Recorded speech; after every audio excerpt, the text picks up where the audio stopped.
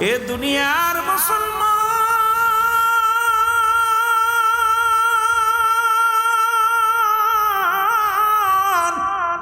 কথাগুলো বলে দিলেন কান্ডা লাগে শোনা।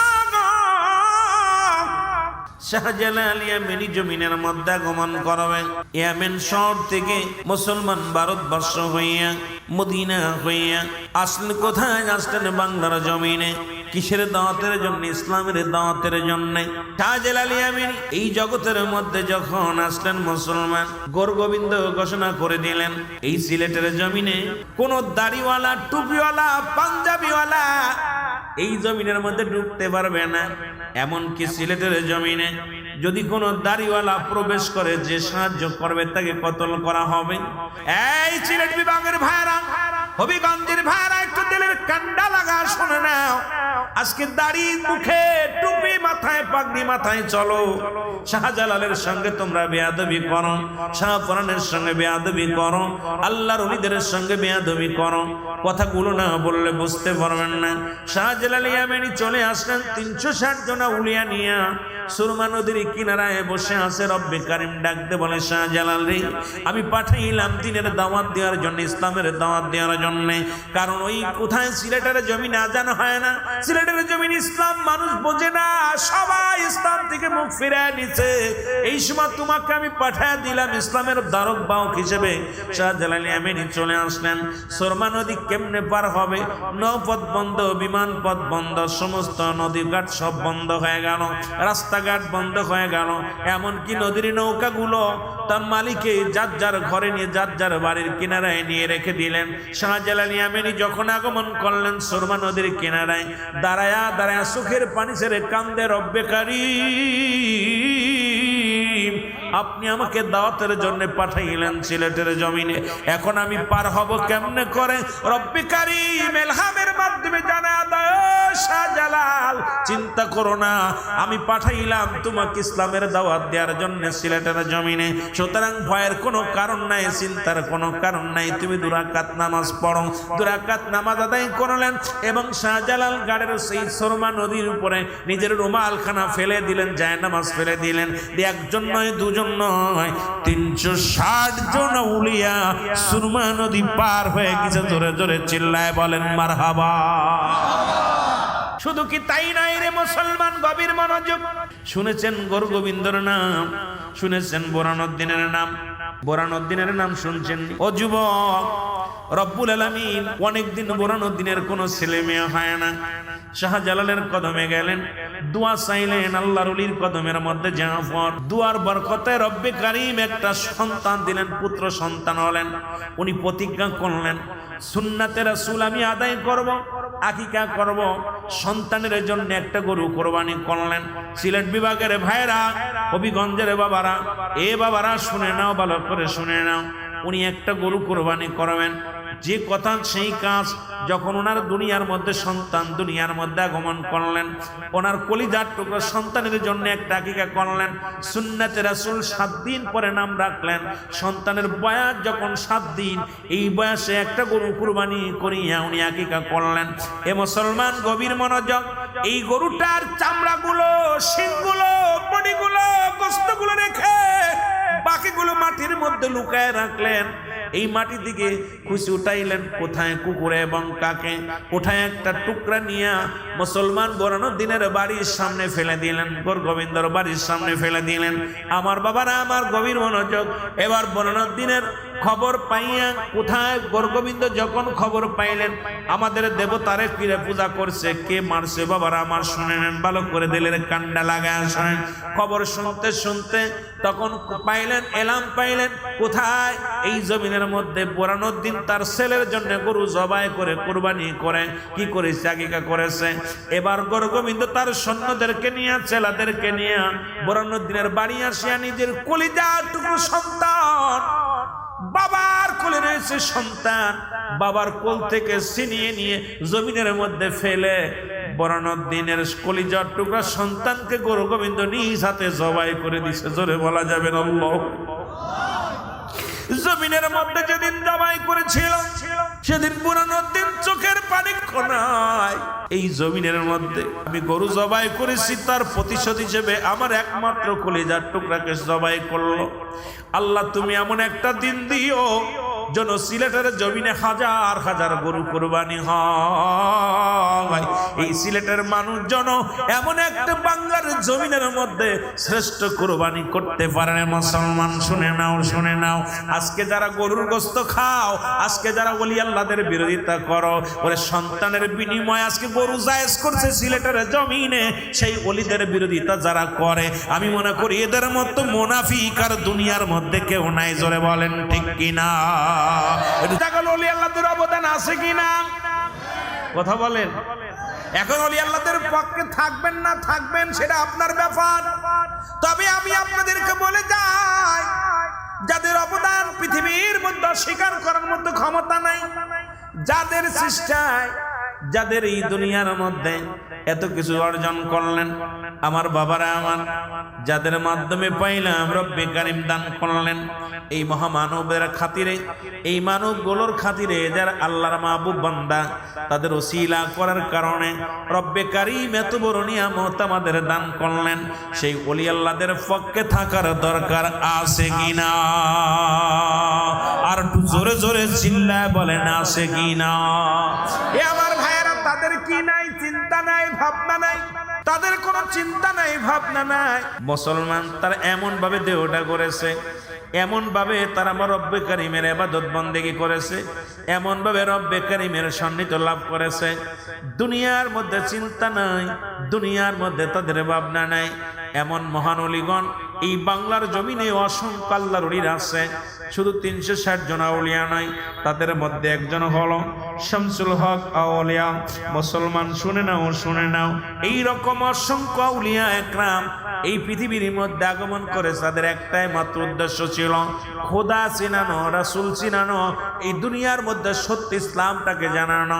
কারণ তাদের অন্য কোনো চিন্তা ছিল না কোনভাবে আল্লাহর রঙে রঙ্গিত হওয়া যায়, আল্লাহর সঙ্গে ইবাদত বন্দেগী করে করে আল্লাহর প্রিয়, এই আল্লাহর প্রিয় বস্তু যেন হওয়া যায়, সেটাই একমাত্র তাদের চিন্তাধারা ছিল। আর এই দুনিয়ার মধ্যে এত কষ্ট করে যারা দুনিয়া থেকে বিদায় নিয়ে কবর জগতে চলে গেছেন, আপন আপন মাজার পাকে তারা শুয়ে শুয়ে রব্বে কারিমের গোলামি করে। জোরে জোরে চিল্লায় বলেন মারহাবা। এই পীরের দরবারে মুসলমান আসতে হবে, আদব শিখতে হবে। পীরের দরবারে 12 বছর গোলামি করলেন মানুষের পশুর আত্মা দূর হয়ে যায়। আরো 12 বছর গোলামি করলেন ভিতরে মানবতা আসে। আরো 12 বছর সাধনা করলে এরপরে আপনার ভিতরে মুসলমান কিছু অনুভব করতে পারবেন। 3 12 36 কয় বছর? জোরে বলেন কত বছর? 36 বছর গোলামি করব। আমি কথাগুলো বলে যাই, ভালো করে শুনে নেন। একজন মহান ব্যক্তি আল্লাহর ওলির কদমে আজকে দেখলাম কিছু মানুষ যারা কদমে পড়ে আছেন, অবশ্যই তারা সাকসেস হবেন।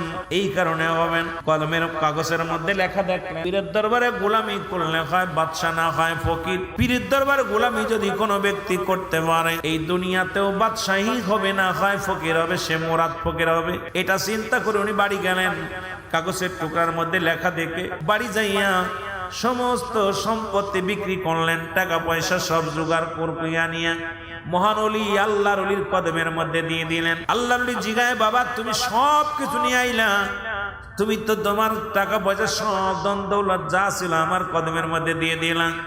হুজুর আমি আসছি বড় ইবাদত করার জন্য, বড় আশা করে আসছি আপনার কদমের মধ্যে, আমি বড় একটা আশা করে আসছি। হুজুর তো টের পেয়েছে। হুজুর বলে, বাবা আপনি যেহেতু আসছেন এই কদমের মধ্যে আপনি 12 বছর আপনি খেদমত করবেন। কয় বছর? জোরে বলেন কয় বছর? যেহেতু মুসলমান গভীর মনোযোগ, 12তম শরীফ, এই জন্য আমি বললাম প্রথমে শুরু করলাম 12 বছর তুমি গোলামি করো।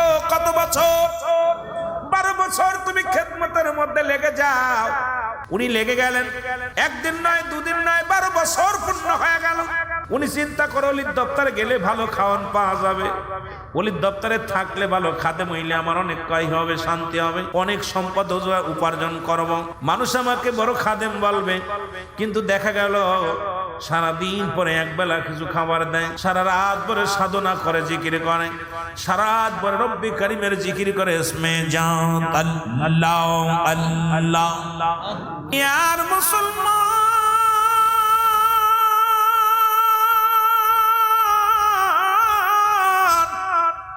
12টা বছর পূর্ণ হয়ে গেল, গায়ের গোশত শুকায়া গেল গো।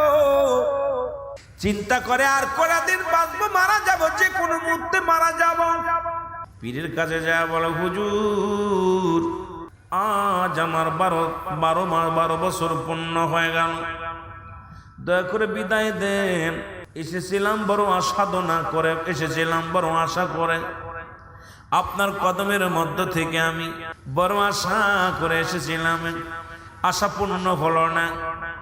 স্ত্রী পুত্র ছেলে মেয়ে এইরকম আজকে আমার বাবারা, আমার কোনো আল্লাহর ওলিরা স্ত্রী মুখাফেক্ষে হয় না, কারণ ওলি কামেল যারা হয় এই দুনিয়ার মধ্যে তাদের সংসার ধর্ম হয় না। শরীয়ত রক্ষাতে বিবি লাগে, শরীয়ত রক্ষাতে ছেলে মেয়ে হয়, কিন্তু তারা এমন ভাবে মাওলার প্রেমে ডুবে যায়, স্ত্রী পুত্র পরিবার পরিজন তাদেরকে গ্রাস করতে পারে না, কারণ এই দুনিয়ার মুখাফেক্ষি তারা হয় না। এই দুনিয়ার মুখাফেক্ষি যারা হয়, এই দুনিয়া লুবি আলেম যারা, দুনিয়া প্রেমিক পীর যারা, এরা দুনিয়ার মুখাফেক্ষি হয়। আর রব্বে কারিমের পাগল যারা, দুনিয়ার সব ছেড়ে দিয়া তারা এই দুনিয়ায় মাওলার পাগল হয়ে গেছে। জোরে জোরে বলেন ঠিক কিনা? আল্লাহর ডাক দিয়ে বলে, বাবা 12টা বছর গোলামি করলাম গো, কি বা তোমার দিব? তোমার দেওয়ার মতো কিছু হয় নাই। ও যুবক, আরো 12 বছর লেগে যাও। কয় হুজুর গো, 12টা বছর আমি আপনার কদমের মধ্যে কাটাইলাম, এই 12 বছরে গায়ের গোশতগুলো শুকায় গেছে। শুধু তাই নয় রে, এই 12টা বছর এত কষ্ট করলাম, সারা রাত জেগে জেগে মাওলারে ডাকলাম, 5 ওয়াক্ত সালাত আদায় করলাম, সারাদিন পরে একবার খাবার পাইলাম, আর এই একবার এক মুঠা খাবার পাইলাম, পেটটি ভরে নাই। আর 12 বছর যদি থাকি মারা যাব, নিশ্চিত মারা যাব। আল্লাহর ডাক দিয়ে কয়, বাবা 12 বছর কাটাইলাম, তুমি যা আশা করে আসছে আশা পূরণ হবে না, আরো 12টা বছর সাধনা করতে হবে। বলে হুজুর আমি কি পারবো, মারা যাবো, 12 বছর কাটাইতে পারবো না। কয় থাকতে হবে বাবা, থাকো। আবার কষ্ট করে থাকলেন যে আমার ধনী হওয়া লাগবে, বাদশা হব, এলাকার প্রেসিডেন্ট হব, দেশের প্রধানমন্ত্রী হব, বড় আশা স্বপ্ন জাগছে মনের ভিতরে। 12 24 বছর হয়ে গেল। এবার রাত্রে বেলা ডাকতে বলা, হুজুর সকালবেলা আমার 12 বছর পূর্ণ হয়ে যাবে, এই 12 24 বছর পূর্ণ হয়ে যাবে, আমি সকালবেলা বিদায় নিব। কয় বাবা ফজরের নামাজ বাদে তুমি আসবা। ফজরের নামাজ বাদে হুজুরের কদমে আসলেন, আল্লাহর ওলির কদমের মধ্যে এসে দাঁড়িয়ে রইলেন। ডাক দিয়ে বলে, হুজুর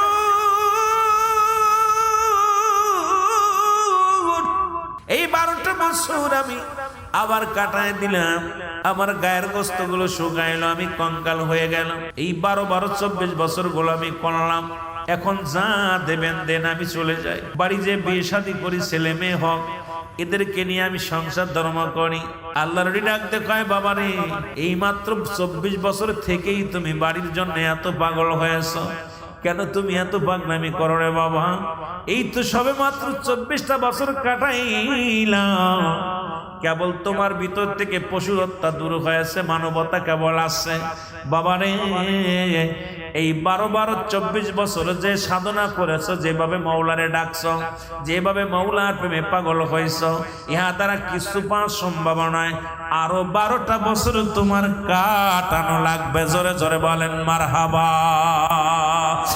অনেক সাধনা করে আরো 12টা বছর কাটাইল, আরো 12টা বছর পার হয়ে গেল, 3 × 36 বছর। যারা বলেন কয় বছর? সাধনে ভজন করো বাবা, সাধন করো দুনিয়ার মধ্যে, ধৈর্য ধরতে পারো না, মসজিদে নামাজ শেষ করে দোষ শুরু করো, সালাম ফিরে যায় ডান দিকে, সালাম ফিরে দোষ শুরু করে দাও। 36 বছর গোলামি করার পর ডাকতে বলো, হুজুর আগামী দিন আমার 36 বছর পার হয়ে যাবে। হুজুর বলেন, ফজরের নামাজ বাদে আমার সঙ্গে দেখা করো বাবা।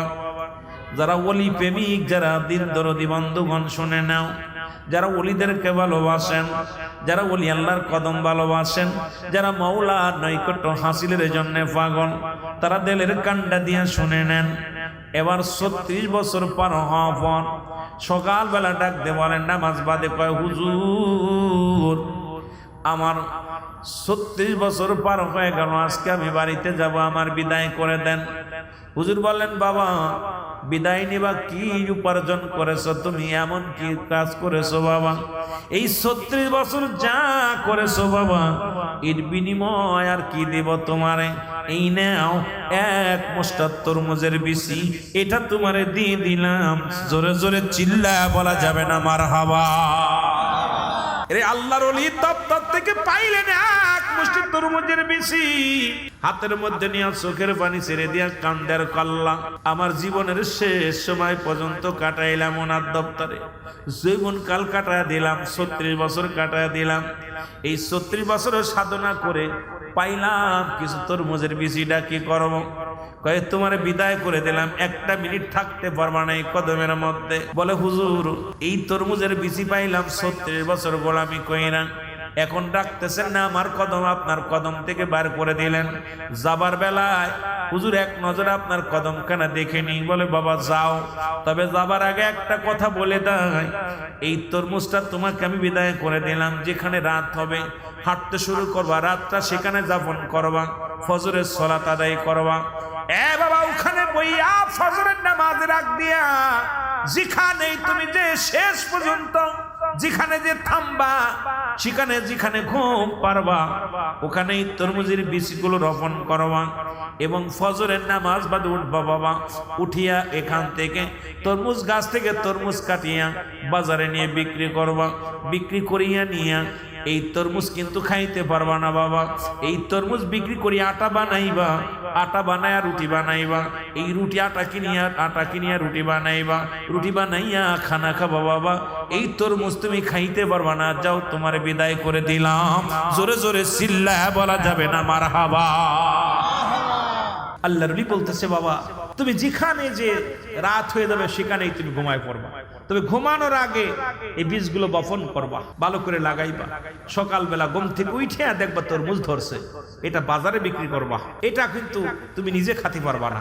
উনি কি করলেন, যাইতে যাইতে একটা নদীর কিনারায় গিয়ে দাঁড়াইলেন, ওখানে নদীর ধারে বালুর মধ্যে তরমুজ গাড়লেন এবং সকালবেলা ঘুম থেকে উঠে দেখে আল্লাহর ওলি যা বলেছিল তাই, তরমুজ গাছে তরমুজ ধরেছে, বাজারে গেলেন বিক্রি করলেন। এইভাবে উনি প্রতিদিন তরমুজ কেটে বাজারে নেয়, বিক্রি করে আটা কেনে, আটা কিনে রুটি বানায়, রুটিগুলো খায় আর ওই তরমুজ গাছের পাহারা দেয় আর মাওলার জিকির করে আসমে যাও আল্লাহ আল্লাহ। এ ভাইরা আমার বন্ধুরা আমার, সারা রাত পরে জিকির করে গো, সারা রাত পরে রব্বে করিমের জিকির করে, সকাল যখন হয়ে যায় তরমুজ কেটে বাজারে বিক্রি করে। ওই দেশের যিনি প্রধানমন্ত্রী ছিলেন উনি উজিরকে ডাক দিলেন, ওনার মনে সাধনা জাগছে চুরি করার। উজিরকে ডাকতে বলে উজির দেশ পরিচালনা করলাম, আমার প্রজারা অনেক শান্তিতে আছে, জীবনে বড় স্বপ্ন একটু চুরি করব, জীবনে কোথাও যদি চুরির ব্যবস্থা করে দিতে পারো, খবর নাও কোথায় এমন ভালো ব্যবস্থা আছে চুরি করা যাবে, ধরা পড়বে না।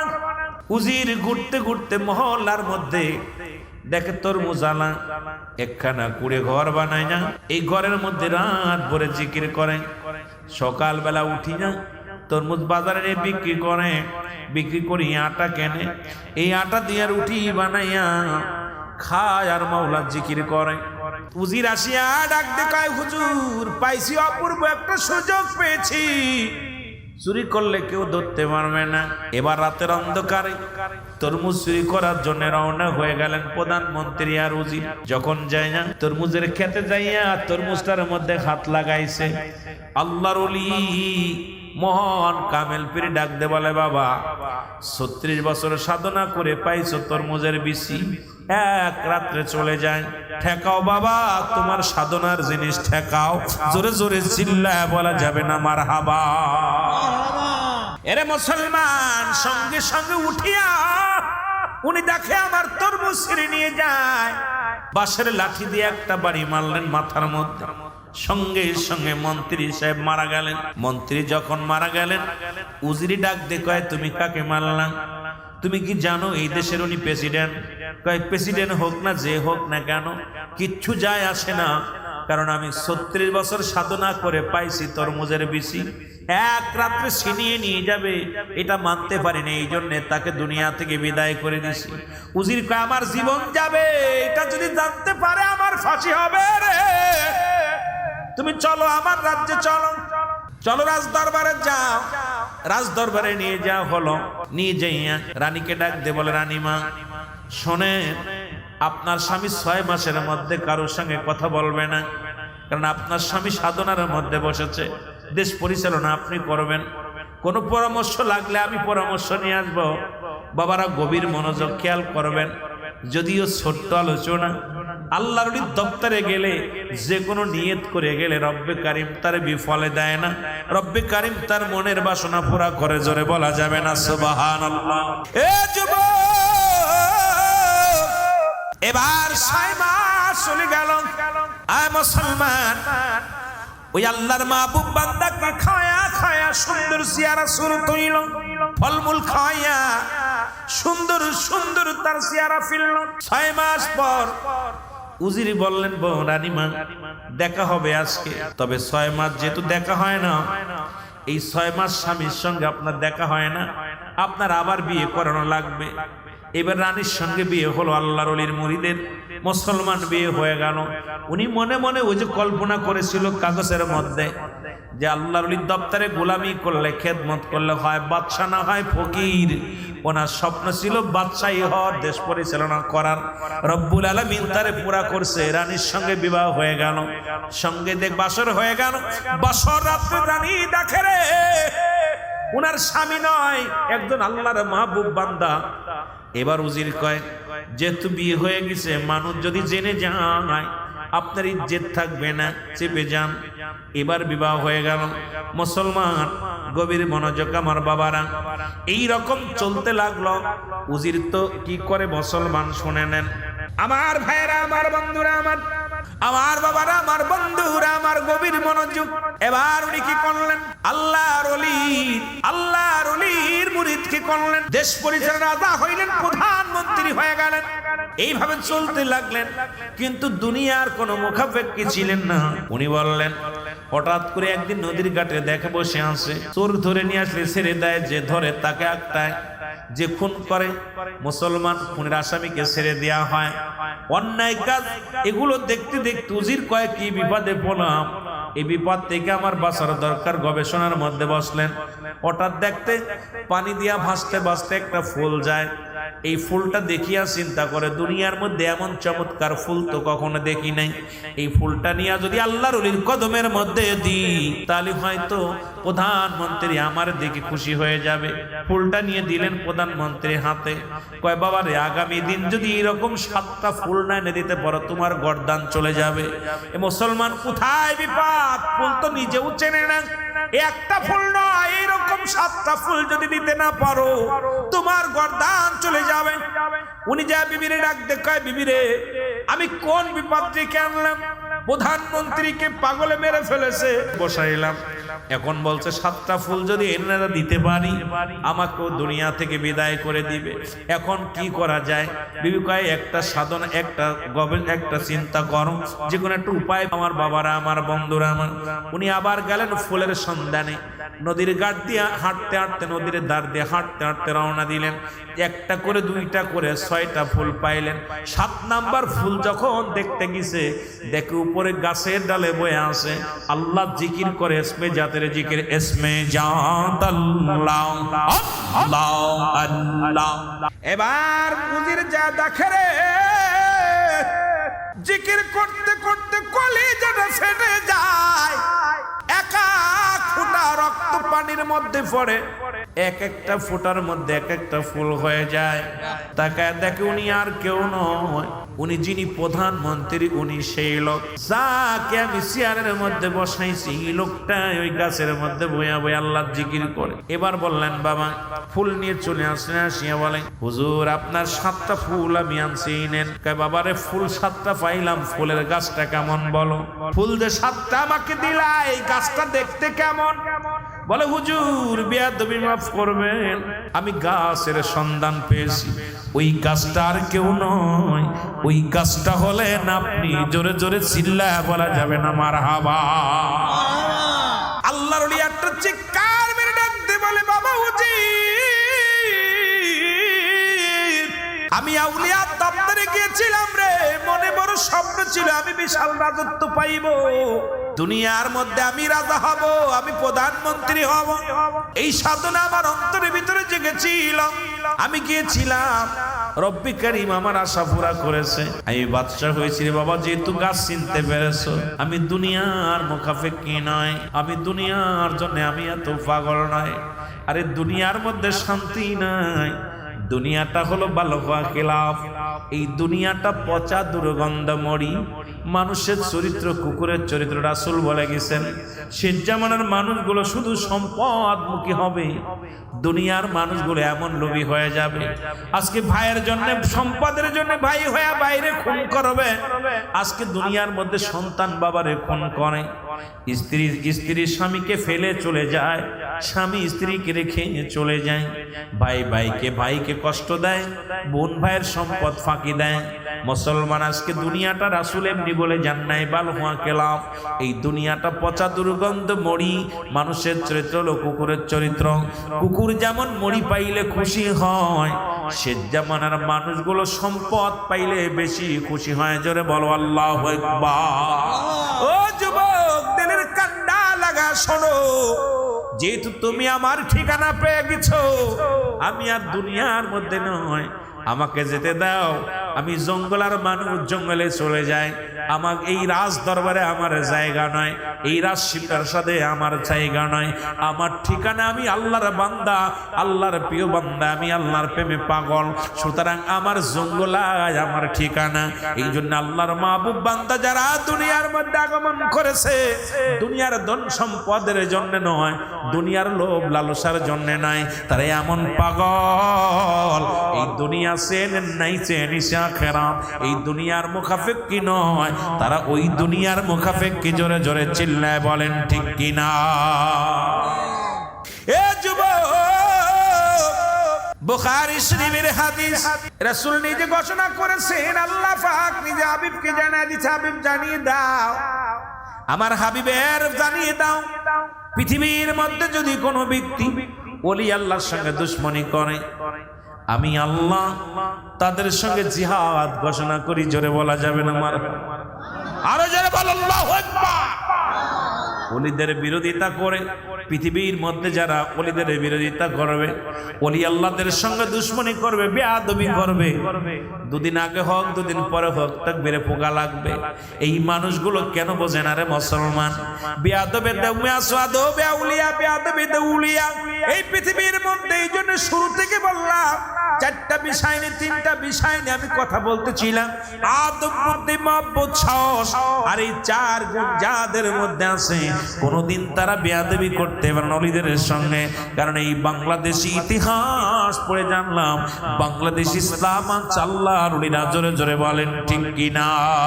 ইতিহাস পড়ে মোরা জানলাম ওলিগণ এনেছে ইসলাম। বলেন ওলিগণ এনেছে, আরো জোরে বলেন ইতিহাস পড়ে মোরা জানলাম ওলিগণ এনেছে ইসলাম। বলেন ওলিগণ এনেছে। শাহজালাল, শাহপরান, শামসুল হক, এনায়েতপুরী, ফরিদপুরী, এরাই তো এনেছে ইসলাম। ইতিহাস পড়ে মোরা জানলাম ওলিগণ এনেছে ইসলাম। আল্লাহুম্মা এ ভাইরা আমার, বন্ধুরা আমার, গভীর মনোযোগ। ওলি আল্লাহদের সঙ্গে ওলি আল্লাহর কত পাঠ খাজা মাইনুদ্দিন চিশতি রাহমাতুল্লাহ আলাইহি, জোরে বলেন না মারহাবা। আর একটু জোরে, আর একটু জোরে। উনি পিতৃরাজ বেয়াদবি করলেন। দুনিয়ার মধ্যে কেমন আমি ওলি আল্লাহদের দপ্তরে যেহেতু রোজ মাহফিলে আসছি, আগেই বলছি ওলি আল্লাহদের বিষয় নিয়ে কথা বলা লাগবে, তাদের বিষয় একটু বোঝানো লাগবে। পিতৃরাজ মুসলমান শুনে নাও, ওনাকে মারার জন্য একটা পাথর চালান দিলেন, এত বড় বিশাল একখানা পাথর চালান দিলেন। আর খাজা মাইনুদ্দিন চিশতি রাহমাতুল্লাহ আলাইহি উনি নামাজের মধ্যে, ধ্যানের মধ্যে, মুরাকাবার মধ্যে ছিলেন। মারহাবা বলেন। মুরাকাবার মধ্যে ছিলেন। বলে এখন কাকা আমার দেশে এক শ্রেণী আলেম বাইরে এসে বলে খাজা বাবা ভুয়া, ওলিদের সঙ্গে বেয়াদবি যারাই করছে বাংলার জমিনেও আমরা দেখেছি, তাদের অস্তিত্ব খুঁজে পাওয়া যায় না, তারা বিলীন হয়ে গেছে। মুসলমান শুনে নাও, যুগে যুগে ওলি আল্লাহদের যদিও তারা মাজার ভাঙ্গ যাই করো আর তাই করে, শুনে নাও মাজার ভাঙতে পারবা, কিন্তু ওলিদের ভাঙ্গা এত সহজ নয়। জোরে বলেন ঠিক কিনা? পিতৃরাজ উনি পাথর চালান দিলেন। কি চালান দিলেন? পাথর চালান দিলেন।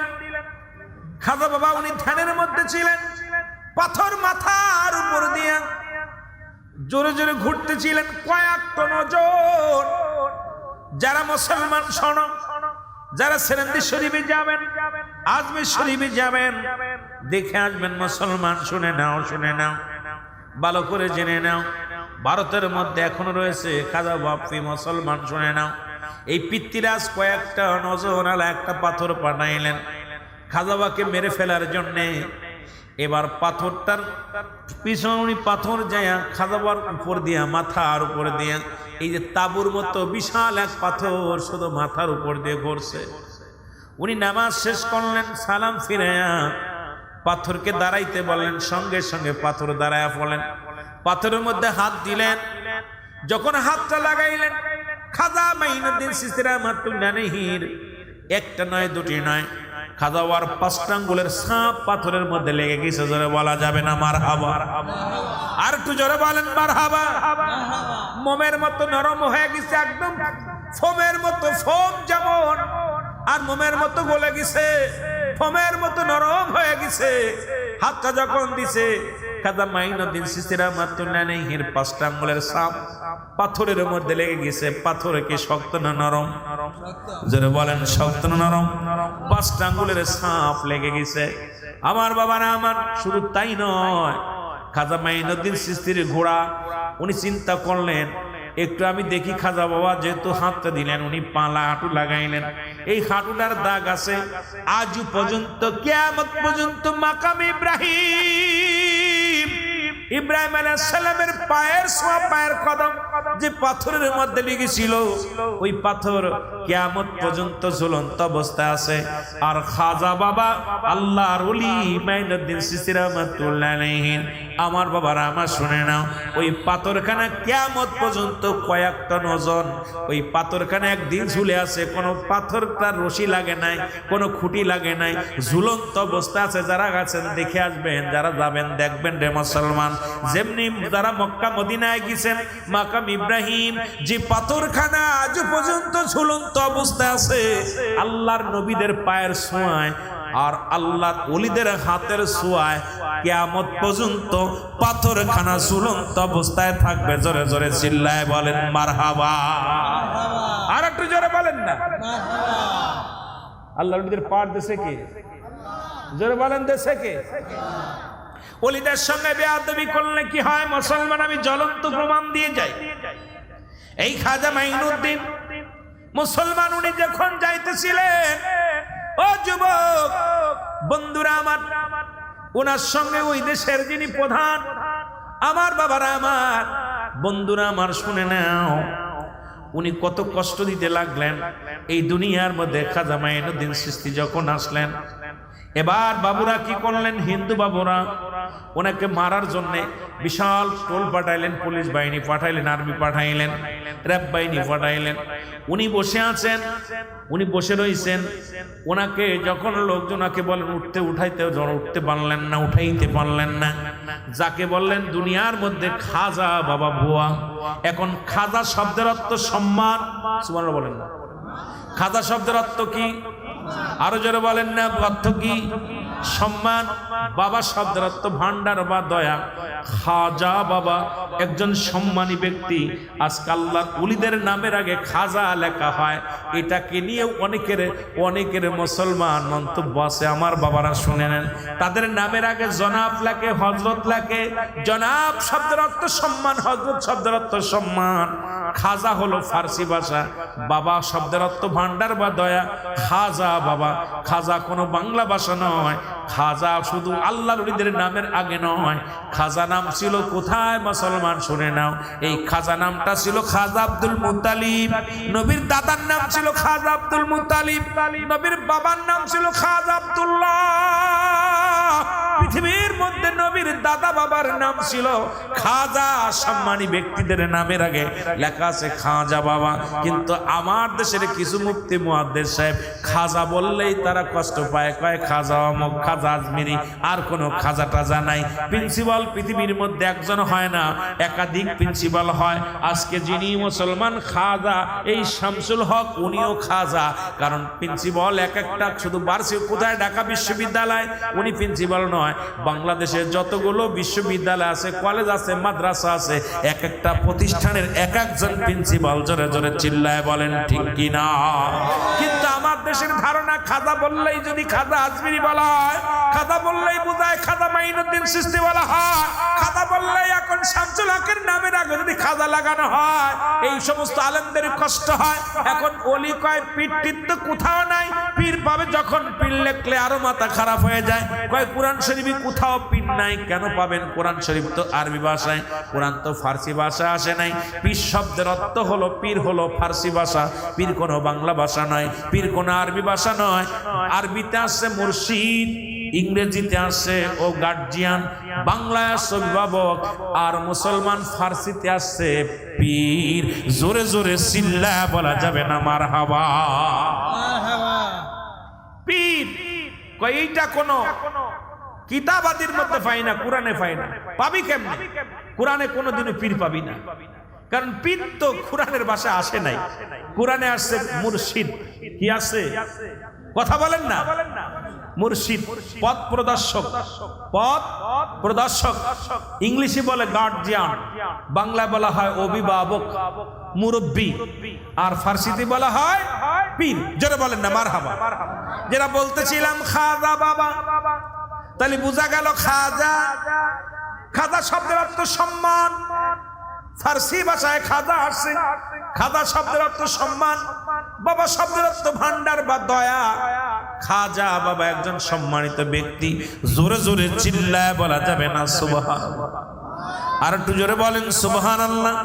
আমার বাবারা, আমার বন্ধুরা, আমার খাজা মাইনুদ্দিন চিশতি রাহমাতুল্লাহ আলাইহি এবার উনাকে উঠে দাঁড়াইতে বলেন, উঠলেন না। এবার বাবুরা কি করলেন?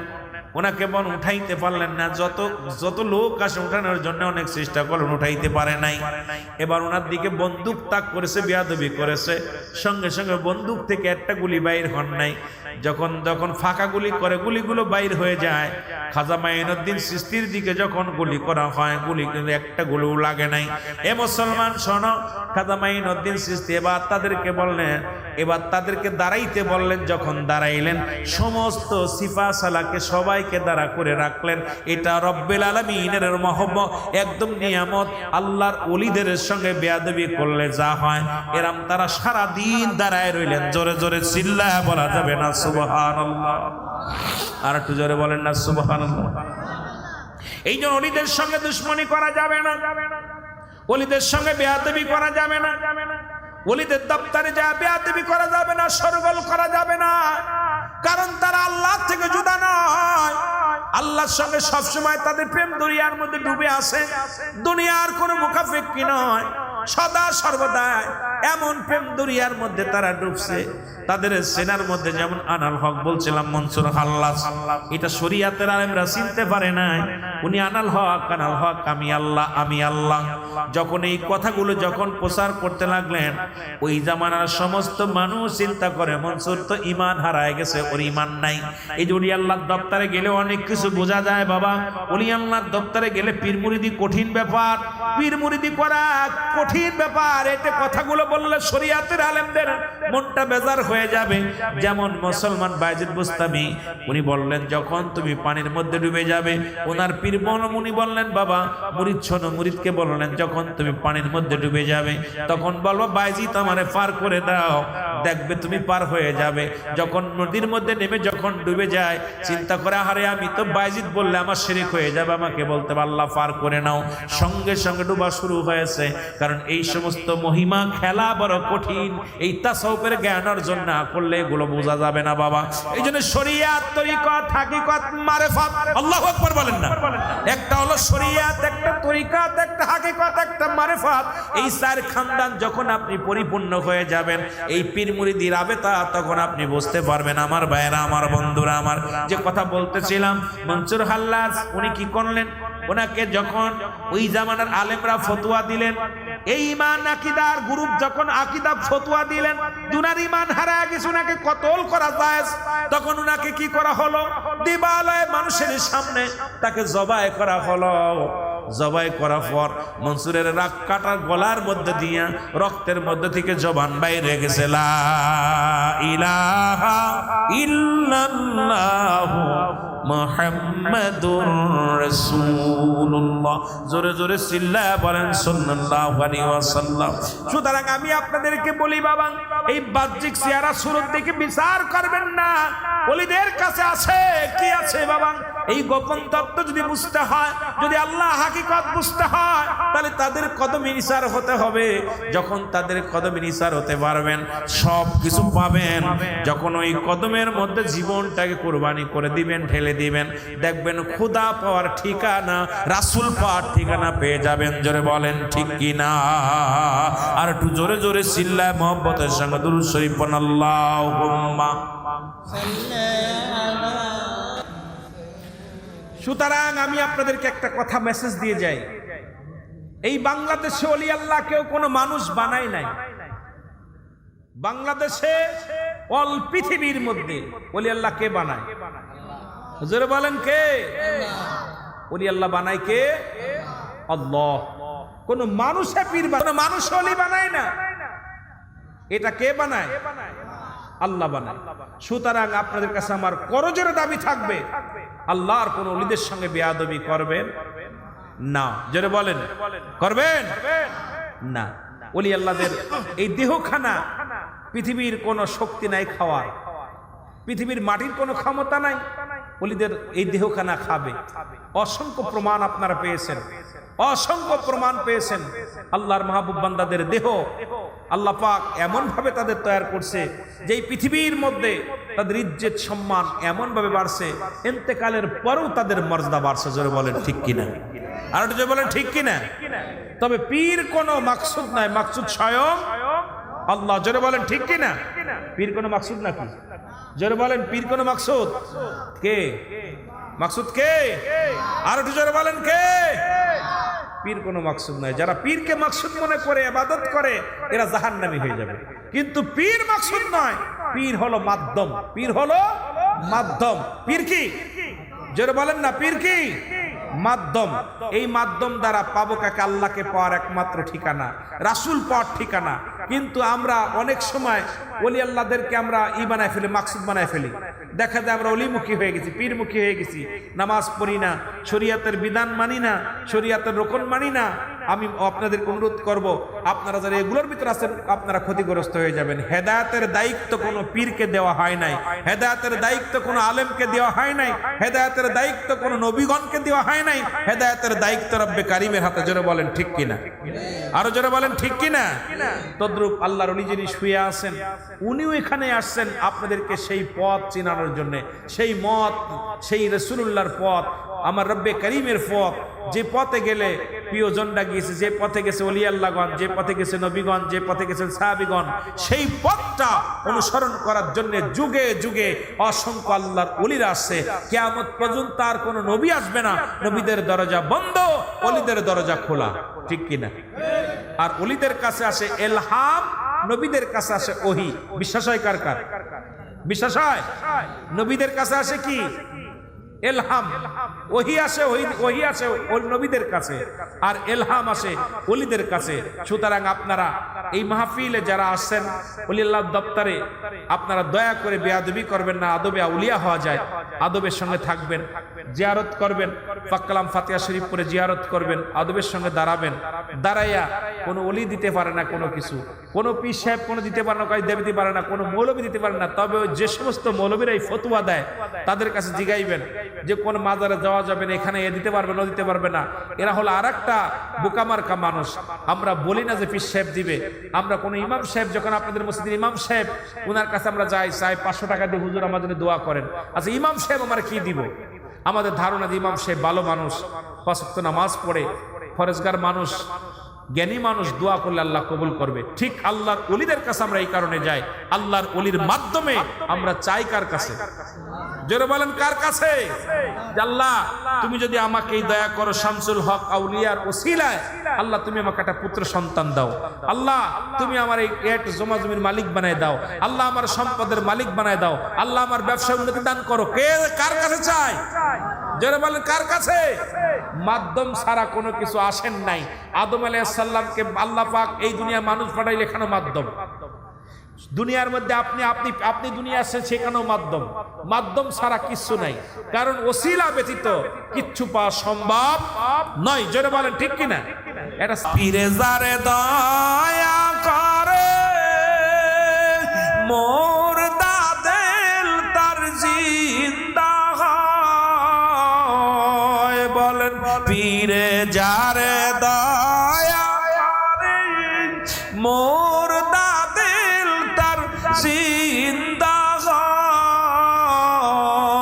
আরে অকুল দরিয়ার মাঝে ডুবা নৌকা ভেসে যায়। বলেন অকুল দরিয়ার মাঝে ডুবা নৌকা। দেখ না ফরিদ করিল দান, অমূল্য চক্ষুর আর ইব্রাহিম সারিয়া দিল মহামূল্য সিংহাসন।